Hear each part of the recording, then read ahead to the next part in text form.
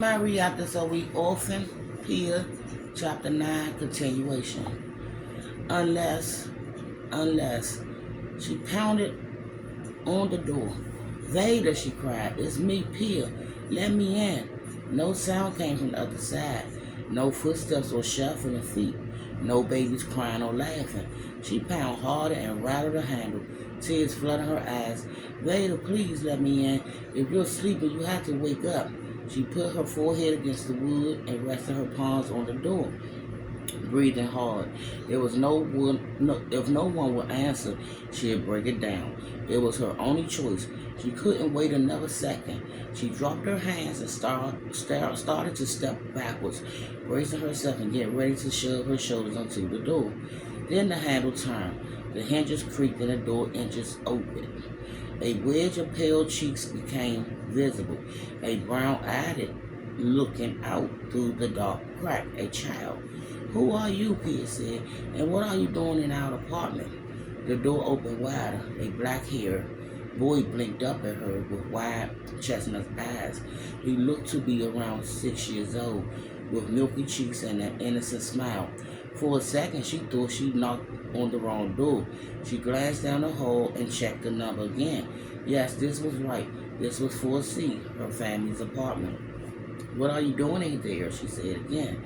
No response. She brushed past them into the apartment. Then she froze, shocked by what she was seeing. A dark-haired woman in a yellow dress and warm apron gaped at her from the coal stove. A wooden spoon in her hand. A startled look on her face.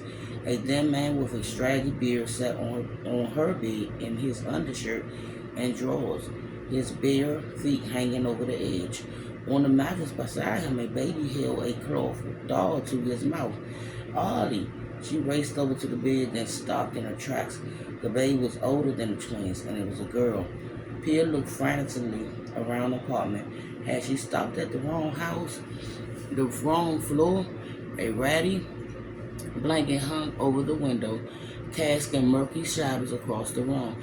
A straw mattress laid on the floor next to the table, which was shoved in a corner, not centered on the wall, where Muddy liked it.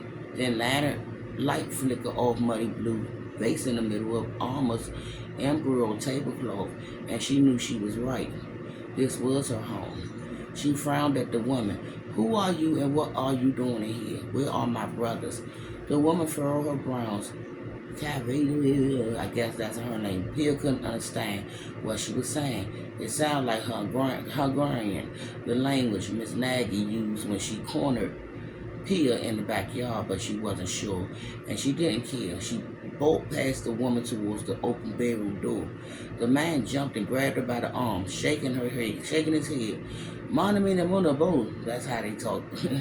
I can't pronounce it, y'all. Pia fought to escape, but it was no use. He was too strong. My brothers are in there, she cried, trying to get away. The man shook his head harder this time. Miss Garcia. Fear and anger distorted his face. At the same time, simply flickered in his red rim eyes. She stopped struggling and tried to catch her breath. There was no escaping his strong grasp, and she wouldn't get anywhere by acting crazy and being aggressive. He was hurting her arm, but at least she was wearing long sleeves so she wouldn't feel anything that might be wrong with him. Do you speak English? He said, panting. He shook his head again. She pointed at the bedroom door, fighting the urge to scream at him. My brothers, she said. Then she pointed at herself. My baby brothers. I need to see if they're in there. She pointed at the door again. The man and the woman stared at her confused. She pretended to rock a baby in her arms, then pointed at the bedroom a third time, a question on her face. Finally, the man let go. He gestured towards the bedroom and shook his head again. Pia's eyes filled. What was he saying? That Ollie and Max were gone? That he had no idea what she was talking about? Either way, she wasn't going to wait another second. Before he could stop her, she fled into the bedroom. Two children looked up from the bed, a boy and a pale-faced girl, their eyes wide with surprise. One had a rag doll, the other had a wooden top. Muddy, decayed horse was gone. Pia fell to her knees in front of the cubby, and with shaking hands and trembling fingers, undid the latch and yanked open the door. No babies laid inside the bedroom cubby. No rattles or milky bottles waited in the cramped, dark space. No twin skeletal bodies resting side by side. Ollie and Max were gone. Agony seized Pia's chest as if a giant hand had reached into her ribcage and yanked out her heart. She moaned and collapsed on the floor, fear and grief and horror and relief crashing over her in waves. It was all she could do not to be sick.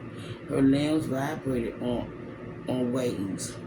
No, her limbs vibrated out of control and violent sobs tore from her throat. Each howl still in the air from her lungs and the strength from her body. She waited to die.